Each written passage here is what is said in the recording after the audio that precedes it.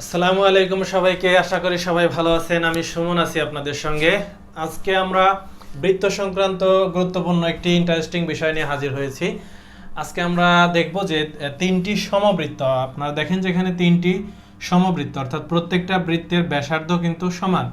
এই তিনটা বৃত্ত পরস্পরকে আপনার স্পর্শ করেছে, পরস্পরকে কি বহিস্থভাবে স্পর্শ করেছে। স্পর্শ করার ফলে এখানে দেখেন একটি ফাঁকা জায়গার সৃষ্টি হয়েছে। আমরা আজকে এই ফাঁকা জায়গার ক্ষেত্রফল বের করার টেকনিকটা শিখে নিব, যে এই ফাঁকা জায়গাটুকুর ক্ষেত্রফল আমরা কিভাবে বের করতে পারি। চলুন শুরু করা যাক। দেখেন এখানে তিনটি সমবৃত্ত যখন বহিস্থভাবে পরস্পরকে স্পর্শ করেছে এবং প্রত্যেকটা বৃত্তের এক একটা করে কেন্দ্র আমরা কিন্তু নির্দিষ্ট করে রেখেছি, এবং বৃত্তগুলার প্রত্যেকটা বৃত্তের ব্যাসার্ধই হচ্ছে আর একক।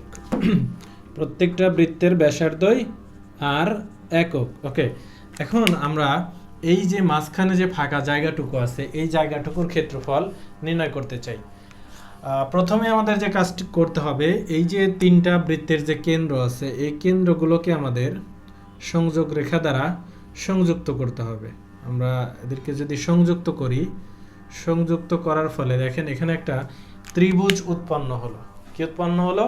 ত্রিভুজ উৎপন্ন হলো। এখন আমাদের লক্ষ্য হচ্ছে এই যে মাঝখানে যে লাল লাল কালার দিয়ে আমি যে জায়গাটুকু নির্ধারিত করেছি বা আবৃত করেছি, এই জায়গার ক্ষেত্রফলটুকু আমাদেরকে বের করতে হবে।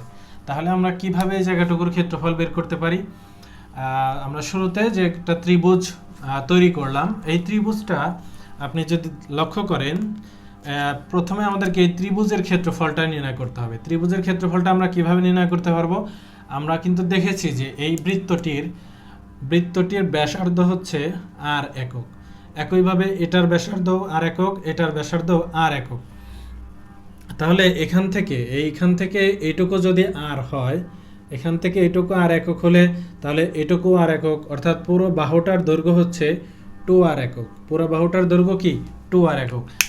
একইভাবে যেহেতু এগুলো সমবৃত্ত, প্রত্যেকটা বৃত্তের ব্যাসার্ধই সমান, একইভাবে এই বাহুগুলাও কিন্তু এই 2 আরই হবে। প্রত্যেকটা বাহুই কি হবে? 2 আর একক। এখন আমরা জানি যে যে ত্রিভুজের তিনটি বাহু সমান, সেটা হচ্ছে একটা সমবাহু ত্রিভুজ। সেটা হচ্ছে একটি সমবাহু ত্রিভুজ। তাহলে এই ত্রিভুজের প্রত্যেকটা বাহুর দৈর্ঘ্যই 2 আর একক, অর্থাৎ এটা একটা সমবাহু ত্রিভুজ। তাহলে প্রথমে যদি আমরা এই ত্রিভুজের ক্ষেত্রফল বের করতে চাই, আমরা জানি যে একটি সমবাহু ত্রিভুজের ক্ষেত্রফলের সূত্র কি? √3/4 এক বাহু স্কোয়ার। √3/4 এক বাহু স্কোয়ার, অর্থাৎ এটার মান হয় √3/4 ইন্টু 4 আর স্কোয়ার। এখানে 4 বাদ গেলে √3 আর স্কোয়ার। এটা হচ্ছে এই ত্রিভুজের ক্ষেত্রফল।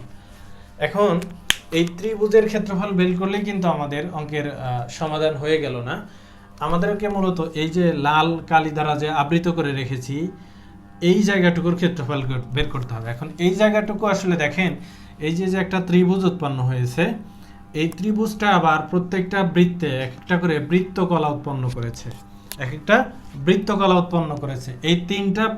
এই সম্পূর্ণ ত্রিভুজের ক্ষেত্রফল থেকে যদি আমরা এই ছোট ছোট তিনটা বৃত্তকলার ক্ষেত্রফল বাদ দিতে পারি, তাহলেই কিন্তু আমাদের মাঝখানে যে ফাঁকা জায়গাটুকু, এই জায়গার ক্ষেত্রফল আমরা পেয়ে যাব।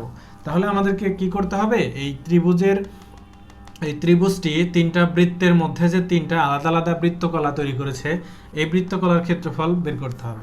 এখন বৃত্তকলার ক্ষেত্রফল বের করার সূত্র কি?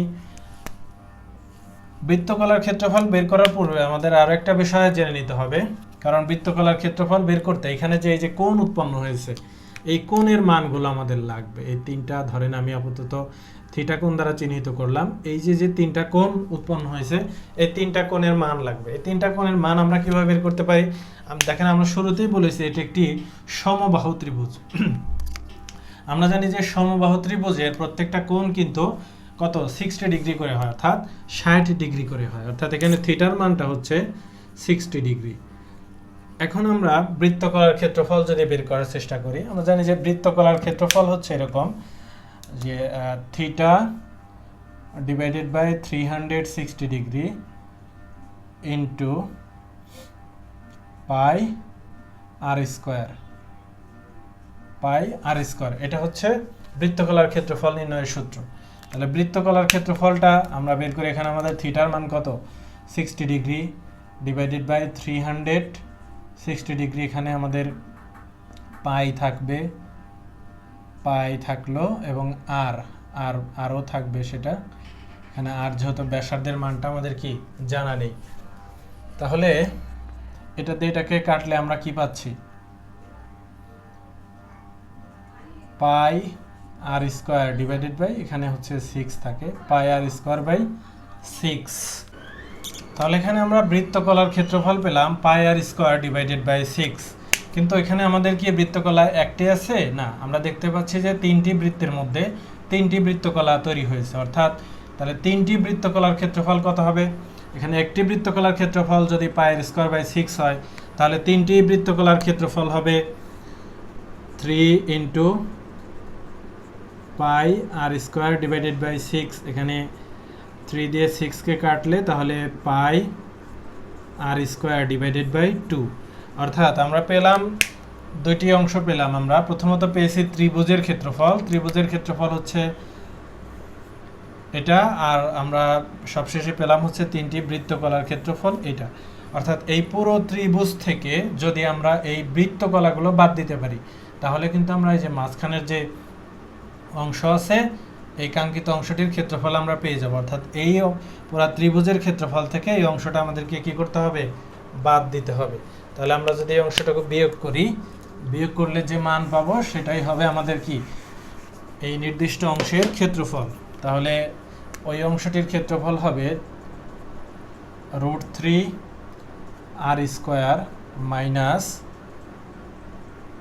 পাই বাই 2 আর স্কোয়ার। এখানে যদি আমরা আর স্কোয়ারকে কমন নেই তাহলে √3 মাইনাস পাই বাই 2। এটাই হচ্ছে মূলত আমাদের এই নির্দিষ্ট অংশটুকুর ক্ষেত্রফল। আমরা যদি আর এর মান জানি, আর এর মান 5 একক 10 একক বা যেটাই হোক, সেই আর এর মান এখানে বসালে কিন্তু আমরা টোটাল একদম সংখ্যায় মানটি পেয়ে যাব। যাই হোক, সেটা আপাতত আমাদের প্রয়োজন নেই। আর এককে যেহেতু দেওয়া আছে আমরা সেই এককেই রাখতে পারি। অর্থাৎ ওভারঅল আমরা বলতে পারি যে এই 3টা বৃত্ত পরস্পরকে বহিস্থভাবে স্পর্শ করার ফলে মাঝখানে যে ফাঁকা জায়গাটা তৈরি হয় এই জায়গাটুকুর ক্ষেত্রফল টোটালি আমরা হচ্ছে এই প্রসেসের মাধ্যমে বের করতে পারি।